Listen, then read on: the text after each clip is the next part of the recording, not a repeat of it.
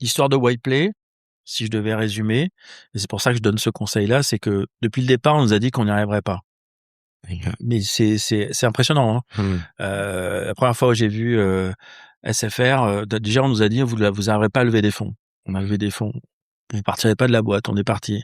On a levé des fonds. Après SFR nous a dit non mais le marché à tel point que la première réunion avec SFR, je leur ai dit bon écoutez les gars, je vais pas perdre de temps parce que tout le monde me dit qu'ils vous connaissent, que c'est du réseau, que c'est du lobbying, etc. et que moi j'aurai rien. Donc soyez sympa, me faites pas perdre du temps. Le gars était vert.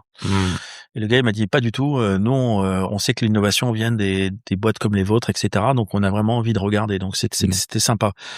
Canal+, on nous a dit vous n'y arriverez jamais, vous prendrez jamais. Canal+, c'est pas possible, c'est pas pour vous, etc., etc. 15 ans après, on travaille avec eux.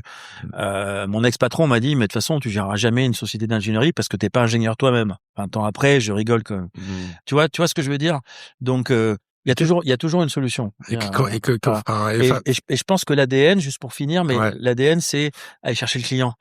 Comment une petite boîte d'Allo peut travailler avec AT&T en Amérique du Sud et lancer dans 15 pays d'Amérique latine? Quand je dis ça, les gens, ils hallucinent. Et même moi, très honnêtement, moi-même, j'aurais halluciné si on m'avait dit avant que ça allait faire ça. Et puis après, t'es dedans. Mais si tu veux, on a été toujours très, très opérationnel. C'est-à-dire l'objectif, c'était vraiment de vendre. Voilà. Et ça, je pense que c'est important. Il faut aller chercher le revenu le plus vite possible. De toute façon, aujourd'hui, sur la levée de fonds, ce que j'entends, c'est l'amorçage, c'est de plus en plus difficile et les gens demandent des preuves quand même. Avant, on investissait en disant ok, vous ferez du chiffre d'affaires dans 5 ans.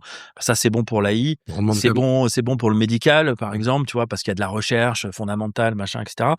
Mais pour nous, petits kidam qui faisons du business au quotidien, ils demandent de faire du business. Donc il faut vraiment aller arrêter de réfléchir, arrêter de penser que ça va marcher et faire en sorte que ça marche. Super commercial, quoi. Ouais.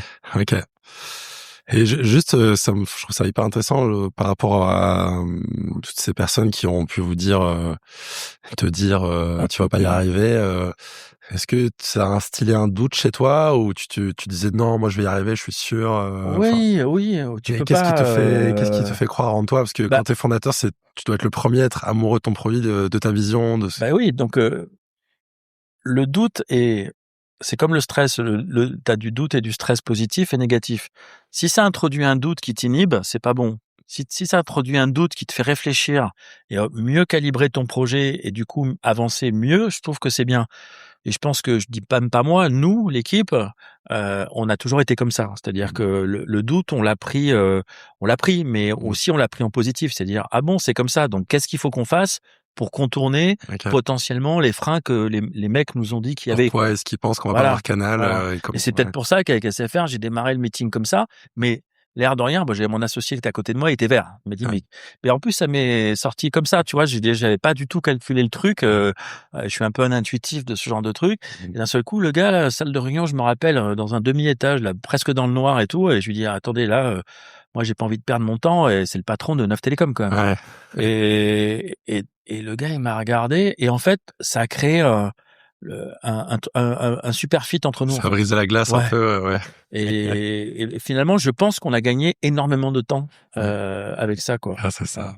Merci d'avoir écouté ce résumé des extraits marquants de l'interview. S'il vous a plu, sachez que l'épisode intégral est disponible sur toutes les plateformes audio, Spotify, Apple, Deezer et compagnie.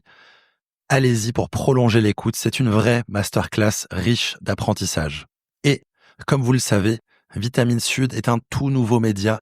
J'ai besoin de vous pour lui donner de l'énergie, besoin de vous pour le rendre visible au plus grand nombre. Pour cela, 2 petites actions très rapides aident énormément. Abonnez-vous à la chaîne YouTube, Spotify ou Apple. Mettez un pouce sur YouTube ou une note 5 étoiles sur Apple et Spotify. Ces petits gestes ont un très gros impact. Je compte sur vous. Merci du fond du cœur. Je vous dis à bientôt pour le prochain épisode.